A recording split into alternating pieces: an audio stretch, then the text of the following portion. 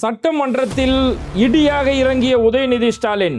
ஒவ்வொரு அமைச்சர்களும் கதறக்கூடிய கண்கொள்ளா காட்சிகள். இரவில் விரட்டி அடிக்கப்பட்ட ஆதவர்ஜுனா, ராஜ்மோகன். 100 நாளில் தாவேகா சாயம் விழுக்கிறது. முதலமைச்சருக்கு எழுந்து நிற்க முடியாது.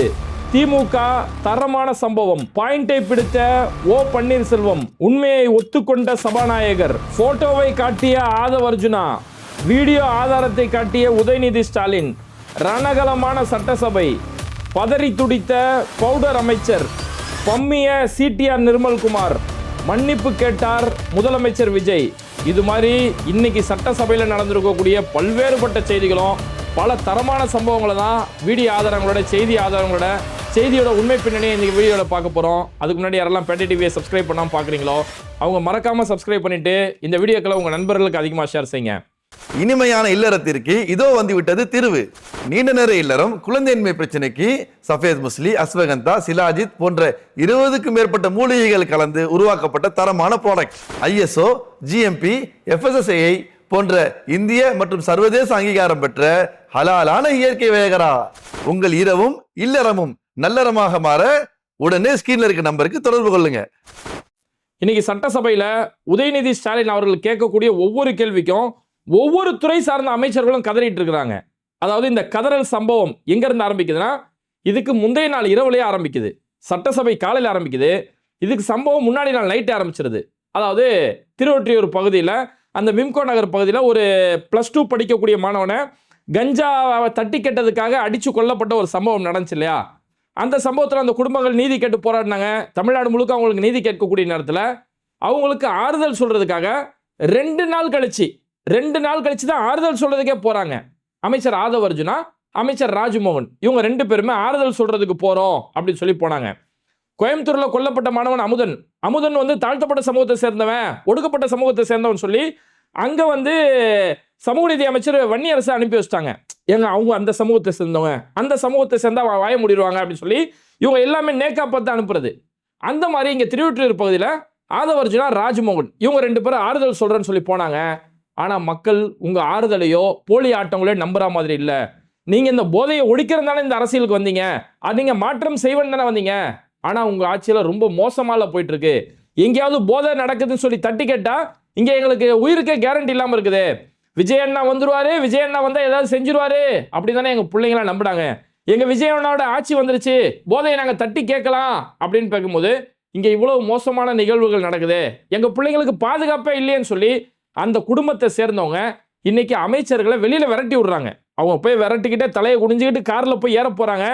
பின்னாடியே அந்த மக்கள் விரட்டக்கூடிய ஒரு நிலைமைகள் ஏற்படுது. இப்ப சமீபத்தில் ராஜ்மோகன் இதுக்கு முன்னாடி விரட்டப்பட்டாரு. நீட் சம்பந்தமான போராட்டம் டெல்லியை தொடர்ந்து நம்ம சென்னையில் நடந்தது. கம்யூனிஸ்ட் கட்சியோட அலுவலகத்தில் நடக்கக்கூடிய நேரத்தில் அங்க கடைசி நாள்ல எல்லாம் முடிஞ்சதுக்கு அப்புறம் கடைசி நாள்ல ராஜ்மோகன் அங்க போனாரு. அங்கேயுமே எப்படி மாணவர்களால் விரட்டி அடிக்கப்பட்டார்களோ, இங்க அதே மாதிரி ஓட்டு போட்ட மக்களே விரட்டி அடிக்கிறாங்க. அவங்க சொல்றாங்க, நாங்க தான் உங்களுக்கு ஓட்டு போட்டோம், இன்னைக்கு ஓட்டு போட நாங்களே விரட்டக்கூடிய அளவுக்கு தான் உங்களுடைய ஆட்சியோட லட்சணம் இருந்துகிட்டு இருக்கு அப்படின்னு சொல்லி அந்த பெத்தவங்க கதறாங்க. சும்மா சிங்கப்பெண் அதிரடி படை, அந்த படை, இந்த படைன்றீங்க, எல்லாம் தண்டப்படையா தான் இருக்குது. தண்டத்துக்கு தான் நீங்க உட்கார்ந்துட்டு இருக்கிறீங்க. எந்த விஷயமும் உங்களால செய்ய முடியல. எங்களுடைய உயிர்களுக்கும் எங்களுடைய பிள்ளைகளுடைய உயிர்களுக்கும், குறிப்பா எங்களுடைய பெண் பிள்ளைகளோட உயிருக்கு எந்த வகையிலுமே இங்க கேரண்டி இல்லை. இதுல நீங்க ஆறுதல் வேலை சொல்ல வரீங்களா அப்படின்னு சொல்லி இன்னைக்கு விரட்டி அடிக்கக்கூடிய அளவுக்கு இவங்களோட நிலைமைகள் இருக்கு. அப்ப இப்பேற்பட்ட ஒரு பிரச்சனை நடந்த உடனே, அதாவது தாவேக்காவுடைய 100 நாளைக்குள்ள இவங்களுடைய சாயம் எல்லா இடங்களிலும் வெளுத்து போச்சு. அதாவது இவங்களுக்கு வாங்குற வாக்கு சதவீதமே 34.90% வாக்குகள் தான். அப்ப கிட்டத்தட்ட 66% மக்கள் இவங்களை வேணாம் தான் நிராகரிச்சிருக்காங்க. இவங்களுக்கு ஓட்டு போடல, வேணாம் நிராகரிச்சாங்க. எந்த மக்கள் தேர்ந்தெடுத்தாங்களோ, 34% மக்கள் தேர்ந்தெடுத்தாங்களோ, அது EVM குளறுபடின்னு ஒரு பக்கம் குற்றச்சாட்டு சொல்லப்பட்டிருக்கு. அதை விடுங்க, இவங்க கருத்துப்படி 34% மக்கள் உங்களை தேர்ந்தெடுத்தாங்க இல்லையா, அவங்களே இன்னைக்கு ஒவ்வொரு நாளும் விரட்டக்கூடிய நிலைமை வெறும் 100 நாள்ல நடந்திருக்குது. சரி, இந்த சம்பவம் நடந்துருச்சா? இப்ப காலையில எதிர்கட்சிகள் எல்லாருமே பேரவைத் தலைவர்கிட்ட போயிட்டு கவன ஈர்ப்பு தீர்மானம் கொண்டு வரணும் அப்படின்னு சொல்லி ஒரு கோரிக்கைகளை முன்வைக்கிறாங்க. அந்த கவன ஈர்ப்பு தீர்மானம் அப்படிங்கிறது 5 முக்கியமான விஷயங்களை பத்தி பேசப்படணும் அப்படிங்கிறாங்க. அதுல முதலாவது, கோயம்புத்தூர்ல அந்த கஞ்சா விஷயத்துல கொல்லப்பட்ட மாணவன் அமுதன், அவர் சம்பந்தமான ஒரு விஷயம். அதுக்கடுத்து இந்த சொத்து வரி 400% சொத்து வரி உயர்ந்திருக்கு. எந்த ஒரு அறிவிப்புமே இல்லாம திடீர்னு 400%, 4000 ரூபாய்க்கு வந்தவங்களுக்கு 20,000 பில்லு வருது. இது மாதிரியான விஷயங்கள், சொத்து வரி உயர்ந்து போயிருக்கு. மின் கட்டணம் கடுமையாக உயருது, பல இடங்களில் கண்ணா பின்னாடி மின் கட்டணம் உயருது, சில இடங்களில் மின் துண்டிப்பு, அறிவிக்கப்படாத மின் துண்டிப்பு நடந்துட்டு இருக்கு. அப்போ அந்த மின் கட்டணம் சம்பந்தமாக விவாதம் நடத்தப்படணும். கர்நாடகாவில் 3 தமிழர்கள் என்கவுண்டர் பண்ணப்பட்டிருக்காங்க. அங்கே மரம் சம்பந்தமான விஷயத்தில் 3 தமிழர்கள் அநியாயமாக கொல்லப்பட்டிருக்காங்க. இதுக்கு தாவேக தரப்புலேருந்து எந்த ஒரு எதிர்வினையுமே ஆற்றப்படலை. அப்போ இது சம்பந்தமாக பேசப்படணும். கூடுதலாக தேனி பகுதியில் இந்த மேகமலை சம்பந்தமான விஷயங்களை விவசாயிகளை வனப்பகுதியில் இருக்கக்கூடிய விவசாயிகள் வெளியேற்றக்கூடிய ஒரு நிகழ்வுகள் நடந்துட்டு இருக்குது. இது சம்பந்தமாக பேசப்படணும். அதாவது இந்த தேனி மேகமலைன்றது என்ன அப்படின்னா, இந்த ஸ்ரீவல்லிபுத்தூர் டு தேனி மேகமலை இந்த பகுதிகளை வந்து புலிகள் காப்பகமாக நாங்கள் அறிவிக்கிறோம் அப்படின்னு சொல்லி அறிவிச்சுட்டு நீதிமன்றம் மூலமா அங்கே இருக்கக்கூடிய ரெசார்ட்டு, அங்கே இருக்கக்கூடிய விவசாயிகள் உட்பட வெளியேற்றணும், ஆக்கிரமிப்புகள் அகற்றன்ற பேரில் விவசாயிகளை வெளியேற்றணுங்கிறாங்க. அங்கே இருக்கக்கூடிய விவசாயிகள் அவங்க வந்து ஏலக்காய், காப்பி, இலவம் மஞ்சி இதெல்லாம் வச்சுட்டு காலங்காலமாக விவசாயம் செஞ்சுட்டு இருக்காங்க. இப்போ அந்த விவசாயிகளோட கோரிக்கை என்னன்னா, 2006 வன உரிமை சட்டம் இருக்குது. எந்த விவசாயிகள் வனப்பகுதியில் 3 தலைமுறையாக இருக்கிறாங்களோ அவங்களுக்கு 4 ஹெக்டேர் நிலம் வழங்கப்பட்டு அதுக்கு பட்டா கொடுக்கணும் அப்படின்னு சொல்லி சட்டம் இருக்குது.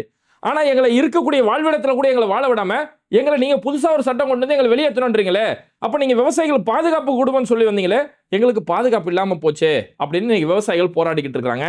இது எல்லாம் சேர்த்து விவாதிக்கப்படணும் அப்படின்னு சொல்லி இன்னைக்கு சட்டமன்றத்தில் கவன ஈர்ப்பு தீர்மானம் கொண்டு வரப்பட்டது.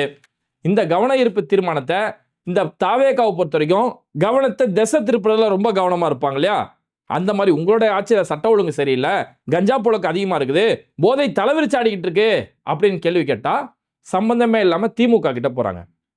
திமுக ஆட்சியில் அப்படி நடந்துச்சு, 2.5 வயசு பிள்ளைய ஒரு திமுக காரன் ரேப் பண்ணிட்டானே, ஜாஃபர் சாதிக்குன்னு சொல்லக்கூடிய உங்கள் திமுக நிர்வாகி அவர் கொக்கைன்லாம் கடத்திக்கிட்டு இருந்தாரு அப்படி சொல்லி ஆதவ அர்ஜுனா இதை அப்படியே மடைமாற்றக்கூடிய ஒரு வேலையை செய்கிறாரு.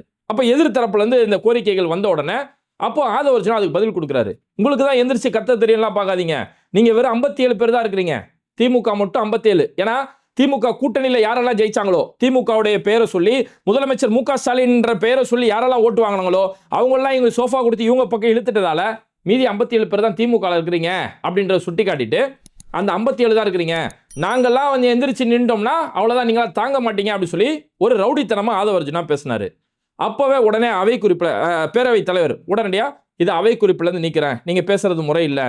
அதாவது உலகத்திலேயே ஆளும் கட்சியை சேர்ந்த யாரெல்லாம் பேசுகிறாங்களோ, அது அமைச்சர்களோ எம்எல்ஏக்களோ யாரெல்லாம் பேசுகிறாங்களோ அது மட்டுமே அவை குறிப்பிலேருந்து நீக்கக்கூடிய ஒரு கலாச்சாரம், அப்படியாப்பட்ட ஒரு காட்சி இன்னைக்கு தாவேகாவுடைய ஆட்சியில் நடந்துகிட்டு இருக்குது. அப்போ இதெல்லாம் நடந்துருக்குமா, இதெல்லாம் ஆதவ அர்ஜுனா பேசினார். அதாவது பாஜகவை பொறுத்த வரைக்கும் எது நடந்தாலும் நேரு காரணம் சொல்கிற மாதிரி இவங்களுக்கு நோக்கி, எப்பா இதெல்லாம் ஆட்சியில் சரியில்லையப்பா, இதெல்லாம் மாற்றுறதுக்கு தானேப்பா நீ வந்த அப்படின்னு கேட்டால் திமுக ஆட்சியில் அப்படி நடந்துச்சு. திமுக ஆட்சியில் எப்போ உன்கிட்ட கேள்வி கேட்கறது என்ன, நீ எதுக்கு பதில் சொல்லிட்டு இருக்கிற, நம்ம ஒன்று கேட்டால் நம்ம அசர வைக்கிற மாதிரி ஒரு பதில் சொல்லுவார், அது நமக்கு இங்கே புரியாது, வீட்டுக்கு போனதுக்கப்புறம் தான் புரியும்னு சொல்லி கவுண்டர் பண்ணி சொல்லுவார்ல, அந்த கதையில் இருக்குது. உடனடியாக உதயநிதி ஸ்டாலின் இது சம்மந்தமாக எந்திரிச்சு பதில் சொன்னார். நீங்கள் சொல்கிறீங்களே ஜாஃபர் சாதிக்கு அந்த போதைப் பொருள் திமுக நிர்வாகி அப்படிங்கிறீங்களா, திமுக நாங்கள் பாரபட்சம் காட்டலை, குற்றவாளி எல்லா இடத்துலையும் இருக்க தான் செய்கிறான், அப்படி ஒரு போதைப் பொருள் சொல்லி அவர் மேலே ஒரு குற்றச்சாட்டு இப்படிப்பட்ட கேஸ் வந்த உடனே கட்சியோடைய அடிப்படை உறுப்பினர் பொறுப்புலேருந்து நீக்கிட்டு அவரை கைது செய்யறதுக்கான எல்லா வேலைகளுமே எங்களுடைய அரசு செஞ்சது. இதுதான் ஒரு முறையான அரசு, அங்கே எங்கேயுமே கட்சி பாகுபாடு பார்க்கப்படலை. அதே மாதிரி நீங்கள் சொல்கிறீங்க ஆதவ அர்ஜுனா ஒரு வார்த்தை சொன்னார், ஒரு ஃபோட்டோ காமிச்சிட்டு 2.5 வயசு பிள்ளை ஒரு திமுக நிர்வாகி இந்த மாதிரி பண்ணிட்டான் அந்த மாதிரி பண்ணிட்டான், இது நான் சொல்லலை, போலீஸோட ரெக்கார்டு சொல்லுது, போலீஸோட எஃப்ஐஆர் சொல்லுது அப்படின்றாரு. உடனடியாக உதயநிதி ஸ்டாலின் அதுக்கு எந்திரிச்சு பதில் சொன்னார், நீங்களே சொல்கிறீங்க போலீஸோட எஃப்ஐஆர் சொல்லுதுங்கிறீங்க, அப்போ எங்களுடைய ஆட்சியில் கட்சி பாரபட்சம் நாங்கள் பார்க்கவே இல்லை, போலீஸ் எஃப்ஐஆர் பதிவு செய்யப்பட்ட ஒரு கைது செய்யப்பட்டிருக்காருன்னா அப்போ நீதமான ஒரு ஆட்சி நடந்திருக்கு, நீங்களே அதுக்கு சர்டிஃபிகேட் கொடுக்குறீங்களே தவிர எங்களுடைய ஆட்சியில் எந்த பாரபட்சம் பார்க்கப்படலை. ஆனால் தாவேகாவுடைய ஆட்சியில் தூத்துக்குடி பகுதியில் அந்த எம்எல்ஏ மேலே அவ்வளோ பெரிய புகார் கொடுக்கப்பட்டோம், இந்த நிமிஷம் வரைக்கும் எந்த ஒரு நடவடிக்கையுமே நீங்கள் எடுக்கலை அப்படின்னு சொல்லி பாயிண்ட்டை பிடிக்க ஆரம்பிச்சாரு. இதையும் தாண்டி உதயநிதி ஸ்டாலின் அடுத்து ஒரு விஷயத்தை பிடிச்சாரு, சட்டசபையை தெறிக்க விட்டாப்புல, சட்டசபையை கதற ஆரம்பிச்சிருச்சு. இந்த ஒரு விஷயம் நடந்துச்சு தூத்துக்குடி பகுதியில், அந்த எம்எல்ஏ அந்த ஒரு எம்எல்ஏ பேரை சொல்லி கூட்டு பாலியல் வன்கொடுமை செஞ்சது ஒரு பக்கம், இன்னொரு அமைச்சர் ஐபிஎல் மேட்ச் நடக்கக்கூடிய ஸ்டேஜில் பவுடரை போட்டு நுணுக்கிட்டு இருந்தாரு அப்படின்னு சொல்லி ஒரு வார்த்தையை சொன்னோன்னா கையாமுயான்னு சொல்லி கதற ஆரம்பிச்சிச்சு அந்த கூட்டம். அதுக்கப்புறம் பேரவைத் தலைவர் எல்லாருமே சமாதானப்படுத்தி விட்டு இல்லை இதெல்லாம் பேச வேணாமே அதெல்லாம் பேச வேணாம்னு, இல்லாததை பேசலை, நியாயமாக தான் பேசுகிறோம். நீங்கள் இதுக்கு முன்னாடி நடந்த நடவடிக்கை எடுக்கப்பட்ட விஷயத்தையே கேட்குறீங்களே, உங்களுடைய அமைச்சர், அதாவது அமைச்சர் கில்லி சரத்து அவரோட பேர், சாதா சரத்தில் கில்லி சரத்து, அந்த அமைச்சர் ஐபிஎலோட ஸ்டேடியத்தில் உட்காந்துக்கிட்டு இங்க உட்காந்துக்கிட்டு பவுடரை நுணுக்கிக்கிட்டு போதைப் பொருளை பயன்படுத்தினாரு. இதுக்கு என்ன நடவடிக்கை எடுத்தீங்க? ஃபர்ஸ்ட் ஆச்சும் உதயநிதி ஸ்டாலின் பவுடரை நுணுக்குனீங்களே மட்டும்தான் கேட்டாரு. எப்போ இந்த கூட்டம் கதற ஆரம்பிச்சிச்சோ அதுக்கப்புறம் போதைப் பொருளை போட்டு நுணுக்கிட்டு இருந்தாரு, போதைப் பொருளை பயன்படுத்திட்டு இருந்தாரு அப்படின்ற வார்த்தைகளை பேச ஆரம்பிச்சாரு. இவங்க தரப்புல இருந்து எந்த ஒரு பதிலுமே இல்லை. அதுக்கப்புறமா கில்லி சரத்து பவுடர் அமைச்சர்னு இன்னைக்கு அழைக்கக்கூடிய கில்லி சரத்து அமைச்சர் எந்திரிச்சாரு.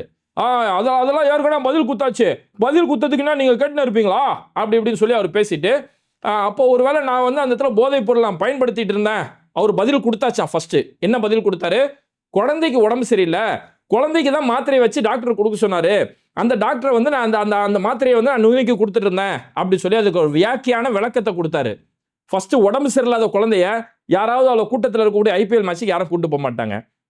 சரி, அப்படியே கூட்டு போனாலும் மாத்திரையை கொடுக்காந்தா எந்த செல்போன்ல எந்த கிரெடிட் கார்டை வச்சு நசுக்குனா மாத்திரை நசுக்கும்? யாராவது நசுக்கி காமிங்க. அந்த அவ்வளோ சொல்றாருல, நசுக்கி காட்டுங்க. யாராவது ஒரு அமைச்சர் ஒரு எம்எல்ஏ நசுக்கி காட்டுங்க. எதுவுமே முடியாது. அப்போ நாங்கள் இதுக்கு முன்னாடி விளக்கம் கொடுத்துறோன்னு சொல்லி இந்த வியாக்கியானத்தை தான் விளக்கமாக சொல்லிட்டு இருக்கிறாரு. அதுக்கப்புறமா நாங்கள் விளக்கம் சொல்லிட்டோம். சரி, இல்லை நான் போதை தான் பயன்படுத்தியிருந்தேன் அப்படின்னா அப்போ அன்னைக்கு உங்கள் ஆட்சியில் தானே அது நடந்துச்சு, அப்போ நீங்கள் வாசலில் நீங்கள் தான் விற்றீங்களா அப்படிங்கிறாரு. அப்போ இது மூலமா என்ன சொல்றாரு? உங்கள் ஆட்சியில் தான் நடந்துச்சு, அப்போ நீங்கள் தான் விற்றீங்கன்னா அப்போ நான் உள்ள போதைப் பொருள் தான் பயன்படுத்தினங்கிறது அவரே ஒத்துக்கிறாரு. இது அவரோட ஸ்டேட்மெண்ட். அதான் அர்த்தம். நாங்கள் உங்கள் ஆட்சியில் தான் நடந்துச்சு, உங்கள் ஆட்சியில் தானே போதைப் பொருளாக நடந்துச்சு அப்படின்னா அப்போ உங்கள் ஆட்சியில் நான் உள்ளே போய் போதைப் பொருள் பயன்படுத்தினேன் அப்படிங்கிறத கிட்டத்தட்ட அவரே ஒத்துக்கக்கூடிய அளவுக்கு தான் இவங்களுடைய கதறல்ல என்ன பேசுகிறேனே அப்படின்றது தெரியாமல் பேசிட்டு இருந்தாங்க. ஒருத்தர் எந்திரிச்சாரு, தாவேக்காவுடைய வனத்துறை அமைச்சர். அவர் எந்திரிச்சு என்ன பண்ணாரு? இங்கே எதிர் தரப்புலேருந்து திமுக தரப்புலேருந்து கேள்வி கேட்கப்பட்டது. அப்போ சொல்கிறாங்க, வாக்குறுதி கொடுத்தீங்க 100 நாள் நாங்கள் அதை செய்வோம் இதை செய்வோம், நீங்களே 100 நாள் ஆச்சு எந்த ஒரு வாக்குறுதியும் நிறைவேற்றப்படலையே அப்படின்னு திமுக தரப்புலேருந்து கேட்கப்பட்ட போது சில மக்கள்கிட்ட போய் நாங்கள் கேட்குறோம். திமுக தரப்புல சொல்கிறாங்க, சில மக்கள்கிட்ட போய் நாங்கள் போய் கேட்குறோம், ஏன் நீங்கள் ஓட்டு போடலை அப்படின்னு கேட்கும்போது அவங்க எங்களுக்கு 10,000 ரூபா தரதா சொன்னாங்க. 10,000 ரூபா என்ன அர்த்தம்னா வேலையில்லா இளைஞர்களுக்கு மாதம் 4,000 ரூபா தரேன்னு சொல்லி சொன்னாங்க, முதியோர்களுக்கு மாதம் 3,000 ரூபா தரேன்னு சொல்லி சொன்னாங்க, பெண்களுக்கு மாதம் 2,000 ரூபா தர 2,500 ரூபா தரேன்னு சொல்லி சொன்னாங்க, வீட்டுக்கு 6 மாதத்துக்கு ஒரு தடவை சிலிண்டர் தரேன்னாங்க. ஓவராலாக கூட்டி கழிச்சு பார்க்கும்போது மாதம் 10,000 ரூபா இதில் வந்துடுது. அப்போ வேலை செய்யாமலே எங்களுக்கு எல்லா இன்கம்மே இங்கே விஜய் தந்துடுறாரு, அதுக்கு அதை நம்பி தான் நாங்கள் ஓட்டு போட்டோம் அப்படி சொல்லி மக்கள் சொல்கிறாங்களே. அந்த மக்கள் இந்த 100 நாள் ஆச்சு ஒரு வாக்குறுதியுமே உங்களால் நிறைவேற்ற முடியலையே அப்படின்னு ஒரு நியாயமான ஒரு ஆக்கப்பூர்வமான கேள்வி கேட்கப்படுது. இதுக்கு வனத்துறை அமைச்சர் இந்த கேள்விக்கு ஆக்சுவலாக முதலமைச்சர் பதில் சொல்லணும். ஆனால் வனத்துறை அமைச்சர் இந்த இடத்துல எந்திரிச்சு வனத்துறை சம்பந்தமான கேள்விகள் கேட்கும்போது வனத்துறை அமைச்சர் எந்திரிக்க மாட்டாரு. இந்த கேள்விக்கு அவரு எந்திரிச்சு, பாருங்க இந்த மாதிரிலாம் பேசக்கூடாது, நீங்களா ஓட்டு காசு குத்தீங்க, கருணாநிதி என்ன பண்ணாரு, கருணாநிதி தான் ஓட்டு காசு குத்தாரு அப்படி இப்படின்னு சொல்லி கருணாநிதின்னு சொல்லி முன்னாள் முதலமைச்சர் கலைஞர் அவர்களை அப்படியே ஒரு தரக்குறைவா பேசுற மாதிரி. அதாவது கருணாநிதின்னு சொல்ற அவரோட பேரை சொல்றது தப்பு இல்லை, நீங்க சொல்லக்கூடிய நோக்கம் சொல்லக்கூடிய விதம் இருக்குல்ல, கருணாநிதி இதெல்லாம் சங்கிகளுடைய பாஷை. கலைஞர் அவர்களை கருணாநிதி அப்படி, அதாவது ஜெயலலிதா அவர்களுடைய பெயர்களை சொல்லும் போது மாண்புமிகு அம்மாவுடைய ஆட்சி அந்த மாதிரி சொல்றது, அம்மா மாண்புமிகு அம்மான்னு சொல்றது. கலைஞர் அவர்களை குறிப்பிடும் போது கருணாநிதி இதெல்லாம் சங்கிகளுடைய பாஷை. ஏன்னா அவங்களுக்கு அந்த இரு பிடிக்காது, கலைஞர் அப்படின்னு அந்த இரு பிடிக்காது. ஏன்னா இவங்களுடைய காலத்திலலாம் தச்சன் வந்து வேலை செஞ்சுட்டு இருந்தான், வண்ணா துவைச்சான் இப்படின்னு சொல்லி அவன் இவன் சொல்லுவாங்க. ஐயரை மட்டும்தான் ஐயர் பூஜை செய்வார் அப்படின்னு இருந்தது. முன்னாள் முதலமைச்சர் கலைஞர் அவர்கள் தான் எதுக்கு இந்த வார்த்தைகளுக்குள்ள பாகுபாடு அப்படின்னு சொல்லி இரு தீர்மானம்னு ஒரு தீர்மானம் கொண்டு வந்து இனி தச்சன் கிடையாது தச்சர், குயவன் கிடையாது குயவர் அப்படின்னு சொல்லி எல்லாத்துக்குமே ஐயருக்கு எப்படி இரு இருக்கோ அந்த மாதிரி எல்லாருக்குமே இரு சொல்லப்படணும் அப்படின்றதால தான் அவர் கலைஞர் அப்படின்னு சொல்லி அழைக்கப்படுறாரு. கருணாநிதி இல்ல, கலைஞர் அழைக்கப்படுறதுக்கான காரணம் அதுதான். இந்த தமிழ்நாட்டுடைய சிற்பி அவரு. அப்போ அந்த சங்கிகள் அதனாலதான் அந்த கலைஞர் இங்க இந்த வேர்டம் பயன்படுத்தாம கருணாநிதி சொல்லுவானுங்க. அதே பாஷையில ஒரு அவ்வளோ டென்ஷனா கருணாநிதி அப்படி இப்படின்னு சொல்லி சொல்றாரு. அப்போ அவையே அங்கே பெரிய அளவில் பரபரப்பாக ஆச்சு, அந்த அளவுக்கு கதறக்கூடிய நிலைமை. அப்புறம் திமுக தரப்புலேருந்து எவா வேலு அவர் வந்து எந்திரிச்சு அதுக்கான விளக்கம் சொன்னார். இந்த மாதிரி ஏற்கனவே இந்த அவையில் பேசி தீர்மானிக்கப்பட்ட விஷயம், முன்னாள் முதலமைச்சர்களோட பேரை குறிப்பிடும் போது முன்னாள் முதலமைச்சர் அப்படின்னு சொன்னாலே போதும். ஏன்னா சில தலைவர்களோட பெயரை சொல்றதால சில சர்ச்சைகள் ஏற்படுதும் போது முன்னாள் முதலமைச்சர் சொன்னாலே போதும். இன்னைக்கு இருக்கக்கூடிய துறை சார்ந்த அமைச்சர்களை பற்றி சொல்லும் போது கூட அவங்க பொறுப்பு வகிக்கக்கூடிய பொதுப்பணித்துறை அமைச்சர், அறநிலைத்துறை அமைச்சர், அந்த பொறுப்புகளை சொன்னாலே போதும், அவங்களுடைய பெயர்களை சொல்ல வேணாம் சொல்லி ஆல்ரெடி இது டிக்ளேர் பண்ணப்பட்ட விஷயம். இந்த விஷயம் கூட புரிதல் இல்லாமல் அவங்க செயல்பட்டுக்கிட்டு இருக்கிறாங்கன்னு சொல்லக்கூடிய அளவுக்கு அந்த அளவுக்கு இந்த கூட்டம் கதறிக்கிட்டு இருந்துச்சு. சரி, கதறல் அதோட நிக்கல. அதுக்கப்புறம் சிடிஆர் நிர்மல்குமார் எந்திக்கிறாரு. மின்சாரத்துறை அமைச்சர் சிடிஆர் நிர்மல்குமார் எந்திரிச்சு கோயம்புத்தூர் மாணவன் அமுதன் இருக்கு இல்லையா, அந்த கேஸ் அவர் பேசுறாரு. இங்க வந்து எதிர்க்கட்சி ஒரு குற்றச்சாட்டு சொல்றாங்க, இங்க நடந்தது வந்து கும்பல் படுகொலை தான் நடந்தது. 2 கோஷ்டிக்குள்ள கோஷ்டி மோதல், மாணவர்களுக்குள்ள கோஷ்டி மோதல் தான் நடந்துச்சு. இங்க போதைப் பொருள் சொல்லக்கூடிய ஒரு விஷயமே அந்த இடத்துல நடக்கவே இல்லை. அந்த இடத்துல படுகொலை எல்லாம் சொல்றாங்க, அப்படிலாம் எதுவும் நடக்கல. அது வந்து மாணவர்களுக்குள்ள சண்டை நடந்துச்சு அப்படின்னு சொல்லி அதுக்கு ஒரு வியாக்கியான கழுத்துமே சிடிஆர் நிர்மல்குமார் அவருடைய தரப்புல இருந்து சொன்னாரு. அப்பதான் உதயநிதி ஸ்டாலின் எந்திரிச்சு வரிசையா ஒவ்வொருத்தரையும் பதில் கொடுக்க ஆரம்பிச்சாரு. இந்த வரிசையா ஒவ்வொரு அடின்னு இருக்குல்ல, இன்னைக்கு உண்மையால சரவெடி தான், அதுக்கு பதில் கொடுக்க ஆரம்பிச்சாரு. இந்த மாதிரி செட்டிப்பாளையம் காவல்துறை இந்த சம்பந்தப்பட்ட மாணவன் அமுதனை கூப்பிட்டு போயிட்டு அவங்க எழுதி வாங்குறாங்க, யார் யாரெல்லாம் கஞ்சா விற்கிறா, யார் யார் அதை பயன்படுத்துறா, இதுல யாரோட ஆதிக்கங்கள் இருக்குன்னு சொல்லி செட்டிப்பாளையம் காவல்துறை இந்த டீட்டெயில வாங்குறாங்க. தம்பி உன் பேரை வெளியில சொல்ல மாட்டோம் அப்படின்னு சொல்லியிருக்கிறாங்க. ஆனா அந்த தகவல்களை போலீஸ் தரப்புல இருந்து வெளியில கசிஞ்சிருக்குது. போலீஸ் பொறுப்பற்ற முறையில் செயல்பட்டதால தான் இந்த விஷயம் வெளியில வந்து அந்த மாணவனை 20 பேர் சேர்ந்து அடிச்சு கொண்டிருக்கிறாங்க. 10 பேர் மோதிக்கிட்டாங்கன்னா அது பேர் கும்பல் படுகொலைங்க.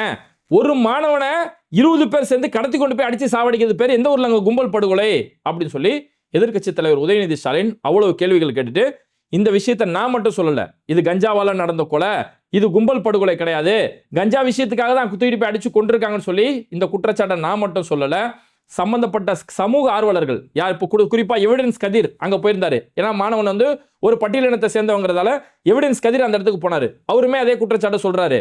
அதே மாதிரி சம்பந்தப்பட்ட பாதிக்கப்பட்ட பெற்றோர்கள் சொல்றாங்க, என் புள்ள அந்த புகார் கொடுத்ததால தான் இவ்வளவு பெரிய சம்பவம் நடந்துச்சு, என் பிள்ளைய கொன்னுட்டானுங்க, கஞ்சாவால நடத்தப்பட்ட கொலை தான், போலீஸ் பொறுப்பற்ற முறையில் நடந்துட்டாங்கன்னு சொல்லி அந்த பெற்றோர்களும் சொல்றாங்க. அப்படிங்கிற இந்த ஆதாரத்தை உதயநிதி ஸ்டாலின் சொல்லிட்டு அடுத்து லிஸ்ட் போட ஆரம்பிச்சாரு. ஏன்னா கவன ஈர்ப்பு தீர்மானமே அது சம்பந்தமான போதைப் பொருள் மோசமா நடந்துட்டு இருக்கு, சட்ட ஒழுங்கு சீர்கெட்டு போயிருக்குன்னு சொல்லி அது சம்பந்தமா லிஸ்ட் போட ஆரம்பிச்சாரு. சும்மா தாவேக்கா மாதிரி வாயில வந்து உதார கடைகளை அடிச்சு விடல, அந்த இடத்துல லிஸ்ட் எல்லாத்தையுமே கொண்டு வந்துட்டு இந்த மாதிரி +2 படிக்கக்கூடிய மாணவன் தனுஷ், அதாவது ஆதவர்ஜுனா ராஜ்மோகனை விரட்டி அடிக்கப்பட்டாங்க இல்லையா திருவொற்றியூர் சம்பவம், +2 படிக்கக்கூடிய மாணவன் தனுஷ் வந்து இந்த மாதிரி படுகொலை செய்யப்பட்ட விவகார அளவுக்கு இந்த கஞ்சா இவ்வளவு மோசமா நடந்துட்டு இருக்குது. ஆனா இவங்க நாங்க போதையை ஒழிச்சிட்டோம், டாஸ்மாக மூடிட்டோம் சொல்லி ஊரெல்லாம் பேனர் அடிச்சிட்டு சுத்துறாங்களே தவிர அதை தாண்டி உங்களுடைய ஆட்சியில எந்த ஒரு நடவடிக்கையும் எடுக்கப்படல.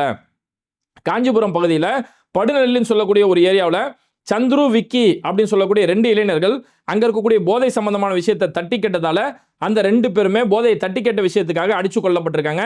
16ஆம் தேதி நடந்த சம்பவம்.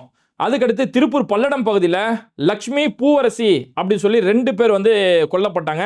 11ஆம் தேதி நடந்த சம்பவம். அதுக்கடுத்து 12ஆம் தேதி நடந்தது அம்பத்தூர்ல வைதேகின்னு சொல்லப்பட்ட ஒரு பொண்ணு ஒருத்தவங்க, அவங்கள ஆட்டோல கடத்தி அவங்கள கழுத்தறுத்து கொல்லப்பட்ட ஒரு நிலைமை நடந்தது. 13ஆம் தேதி வேலூர் குடியாத்தம் பகுதியில் ஹெட் கான்ஸ்டபிளா இருக்கக்கூடிய தாமரை செல்விங்கிறவங்கள குத்தி கொலை செய்யப்பட்ட சம்பவம் நடந்துச்சு. 14ஆம் தேதி கோயம்புத்தூர் பாப்பநாயக்கம்பாளையம் பகுதியில் வரதராஜன் சொல்லக்கூடிய ஒரு நபருடைய கொல்லப்பட்ட விவகாரம். திருவள்ளூர் பகுதியை சேர்ந்த கும்மிடிப்பூண்டியில ரஞ்சன் சொல்லக்கூடிய ஒருத்தர் கொல்லப்பட்ட விவகாரம் சொல்லி இந்த கொலைகள் சம்பந்தமான லிஸ்ட்டை போட ஆரம்பிச்சாரு. அதுக்கப்புறம் பாலியல் வன்கொடுமைகள், தொடர்ந்து பாலியல் வன்கொடுமை நடந்துட்டு இருக்குது. கிருஷ்ணகிரி பகுதியில் 9 வயது சிறுமியை கடத்தி பாலியல் வன்கொடுமை செஞ்ச சம்பவம் நடந்தது. தூத்துக்குடி பகுதியில் இருக்கக்கூடிய ஆறுமுகநேரியில் ஆளுங்கட்சியை தரப்பை சேர்ந்த ஒரு நபர்கள் இந்த மாதிரியான விஷயம் செய்கிறாங்க. இது ஆளுங்கட்சி மேலே 2வது புகார். இதுக்கு முன்னாடி ராணிப்பேட்டையுடைய எம்எல்ஏவா இருக்கக்கூடிய விஜய் பாலாஜி அவர் மேலே ஒரு பெண் புகார் கொடுத்துருக்காங்க. இது ஆளுங்கட்சி மேலே 2வது புகார் அப்படின்னு சொல்லி இந்த லிஸ்ட் எல்லாம் அடுக்கணுன்னே எதிரில் இருக்க கூட்டத்தால் எதுவுமே பேச முடியல. வழக்கம் போல முதலமைச்சர் வானத்தை பார்க்க ஆரம்பிச்சிட்டாரு. இந்த சம்பவம் நடந்திருக்கக்கூடிய நேரத்தில் இப்போதான் உதயநிதி ஸ்டாலின் அடுத்தடுத்த பாயிண்டை பிடிக்கிறாரு. திமுக ஆட்சியில் போதை ரொம்ப மோசமாயிருச்சு, போதை அப்படி ஆயிடுச்சு அப்படிங்கிறீங்களே, அப்போ திமுகவுடைய ஆட்சியில் சிறப்பாக இந்த போதைப் பொருளோட விஷயத்தை ரொம்ப சிறப்பாக கையாண்ட காவலர்களுக்கு விருது வழங்கப்படும். அந்த மாதிரி இப்போ நீங்கள் ஆட்சிக்கு வந்ததுக்கு பிறகும் சில காவல்துறை அதிகாரிகளுக்கு 15 பேருக்கு நீங்கள் சிறப்பு விருது வழங்கியிருக்கிறீங்க. போதைப் பொருள் விஷயத்தை தடுத்ததுக்காக சிறப்பு விருது வழங்கியிருக்கிறீங்க. இந்த விருது வந்து அவங்க 1 வருஷத்துக்கு முன்னாடி செஞ்சதுக்காக இன்னைக்கு விருது வழங்கப்படுது.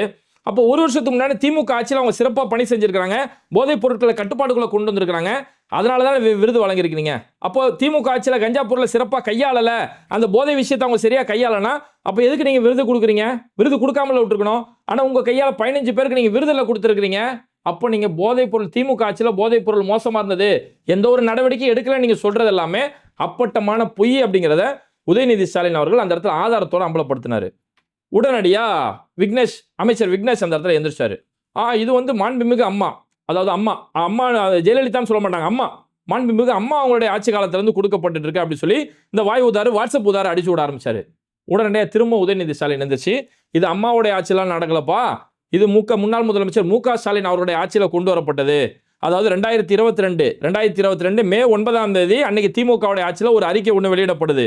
அந்த அறிக்கையில தான் எந்த காவல்துறை அதிகாரிகள் போதை விஷயத்துல சிறப்பாக பணி செய்கிறாங்களோ, போதை தடுக்கக்கூடிய விஷயங்கள்ல, போதைக்கு எதிரான விஷயங்களை சிறப்பாக பணியாளர் செய்கிறீங்களோ அவங்களுக்கு சிறப்பு விருது, சிறப்பு பதக்கம் அறிவிக்கப்படும் அப்படின்னு சொல்லி முன்னாள் முதலமைச்சர் மு.க. ஸ்டாலின் தான் இதை 2022 அறிவிக்கிறாரு. 2023 சுதந்திர தினத்திலிருந்து அது கொண்டு வரப்படுது. 2023 சுதந்திர தினத்தில் முதல் முறை 5 பேருக்கு விருது வழங்கப்பட்டது. அதுக்கப்புறம் அடுத்த வருஷமும் 5 பேருக்கு வழங்கப்பட்டது. 2025 திமுக ஆட்சியில் இருக்கும்போது 2025 அது அப்பதான் 15 பேருக்குன்னு சொல்லி அறிவிக்கப்பட்டது. இப்போ 2026 அந்த 15 பேரை தான் விஜய் அவர்கள் இன்னைக்கு விருது கொடுக்குறாரு. அப்போ திமுக ஆட்சியில் இந்த போதைப் பொருள் விஷயத்தை சரியா கையாளல அப்படின்னா, சரியா கையாளாதவங்களுக்கு எதுக்கு நீங்க விருது கொடுக்குறீங்க? ஒரு நியாயமான கேள்வி. இப்ப ஏற்பட்ட ஒரு கேள்வி கேட்டாங்க. அதே மாதிரி உதயநிதி ஸ்டாலின் இன்னொரு விஷயத்தை மேற்கோள் காட்டினாரு. அதெல்லாம் அல்டிமேட்னு சொல்லி சொல்லலாம்.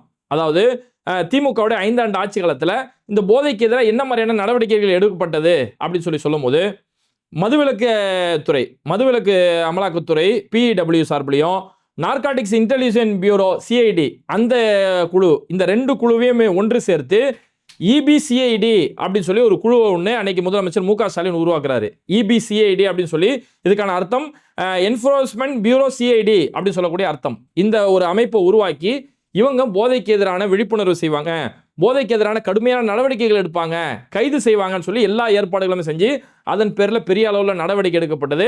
அதுக்கு ஒரு ஆதாரம், எல்லா ஆதாரமும் இங்கே திமுக இன்னைக்கு எங்கள் கையில் இருக்குது. இந்த ஆதாரம் இன்னைக்கு ஆட்சி பொறுப்பில் ஏற்ற உங்கள் கையிலே அதோட புள்ளி விபரம் இருக்கும். உங்களுக்கு இன்னும் கூடுதல் ஆதாரம் வேணும்னா, இதுதான் பாயிண்ட். இதுக்கு உங்களுக்கு இன்னும் கூடுதல் ஆதாரம் வேணும் அப்படின்னா, இன்னைக்கு யாரை நீங்க சென்னை மாவட்ட கமிஷனரா நியமிச்சிருக்கீங்களோ அமல்ராஜ், அந்த கமிஷனர் அமல்ராஜ் கிட்ட போய் கேளுங்க. ஏன்னா இந்த EBCIDன்னு சொல்லக்கூடிய இந்த துறைக்கு அவர் தான் தலைவராக பொறுப்பிலே இருந்தாரு. அப்போ ஒருவேளை திமுகவுடைய ஆட்சியில் போதைப் பொருட்களை சரியான முறையில் கையாளல, அன்னைக்கு திமுக ஆட்சியில் போலீஸ் சரியா கையாளல அப்படின்னா, அப்படி கையாளாகாத ஒரு காவல்துறை அதிகாரிக்கு தான் இன்னைக்கு நீங்க கமிஷனர் பொறுப்பு குத்துருக்கிறீங்களா? அவர் சரியா அவரோட டியூட்டி செய்யல அப்படின்னா, அந்த அரசு அவர் சரியா வேலை வாங்கல அப்படின்னா, அப்பேற்பட்ட ஒரு நபருக்கு தான் நீங்க சென்னை இருக்கக்கூடிய, தமிழ்நாட்டில் இருக்கக்கூடிய பகுதிகளிலே சென்னை கமிஷனர் ரொம்ப முக்கியமான பொறுப்பு. அந்த முக்கியமான பொறுப்பு அவரை கூட்டு வந்து வைப்பீங்களா அப்படின்னு சொல்லி நறுக்குன்னு ஒரு கேள்வி. ஒட்டுமொத்த கூட்டமும் சைலன்ஸ். இதுக்கெல்லாம் பதில் சொல்லவே முடியாது திமுக. ஏன்னா இது ஒரு பொய் செய்திகளை பரப்பிக்கிட்டே இருந்தாங்க. பொய்யை சொல்ல சொல்ல சொல்ல அது உண்மையா பார்க்கப்பட்டுரும். இவங்க ஆட்சியில் போதை அப்படி இருக்கு, போதை எப்படி இருக்கு, போதைக்கு எதிராக எதுவுமே செய்யல அப்படின்னு சொல்லி. ஒன்றும் இல்லைங்க, பிஜேபியில் இருந்த அண்ணாமலை ஒரு மேடையில் போய் சொல்றாரு, என்னதான் நம்ம திமுக மேலே 1000 குற்றச்சாட்டு சொன்னாலும் ஒவ்வொரு கல்லூரிகள்லையுமே போதைக்கு எதிராக ஒரு மாணவர் குழு உருவாக்கி அந்த மாணவர்கள் யாருக்கும் தெரியாமல் கண்காணிச்சு கல்லூரி நிர்வாகத்திட்ட சொல்லணும்னு சொல்லி இப்படி போதைக்கு எதிராக எவ்வளோ பெரிய விஷயங்களை திமுக செஞ்சிருந்தாங்க. இதை நம்ம மனசார ஒத்துக்கிட்டு தான் ஆகணும்னு சொல்லி அண்ணாமலையே சொன்னார். இந்த EBCIDன்னு சொல்லக்கூடிய இந்த குரூப்பை உருவாக்குனது, அதில் சிறப்பாக வேலை செய்யக்கூடிய காவல்துறை அதிகாரிகளுக்கு பதக்கம் கொடுத்து கௌரவிக்கிறேன்னு சொல்லி இவ்வளோ விஷயங்கள் செஞ்சோம். நீங்கள் எதுவுமே செய்யலை, போதை தலைவிரிச்சாடுன்னு சொல்லி பொய்யை பரப்புனாங்க. ஆனால் அந்த பொய்யெல்லாம் இவங்க கழுத்தையே இன்னைக்கு சுற்றிக்கிட்டு இருக்குது. இவங்க ஆட்சிக்கு வந்ததுக்கு பிறகு மக்கள் இன்னைக்கு கேள்வி கேட்குறாங்க. அந்த கேள்வி கேட்கக்கூடியவர்களுக்கு எந்த ஒரு பதிலுமே சொல்ல முடியல. தொடர்ந்து கஞ்சாவால படுகொலை, போதைப் பொருட்கள் மோசமான நிலைமைக்கு போயிட்டு இருக்கிறதால இவங்க யாருமே பதில் சொல்ல முடியாமல் வாக்களித்த மக்களே இன்னைக்கு விரட்டக்கூடிய ஒரு நிலைமைகள் ஏற்பட்டு இருக்கு. இதெல்லாம் வச்சு தான் இன்னைக்கு சட்டசபையில் இவ்வளவு தரமான சம்பவங்கள் நடந்துட்டு இருக்கு. இது மாதிரியான சம்பவங்களை தொடர்ந்து பார்க்கறதுக்கு மறக்காம பேட்டை டிவியை சப்ஸ்கிரைப் பண்ணிட்டு இந்த வீடியோக்களை உங்கள் நண்பர்களுக்கு அதிகமாக ஷேர் செய்யுங்க. இணைந்திருப்போம்.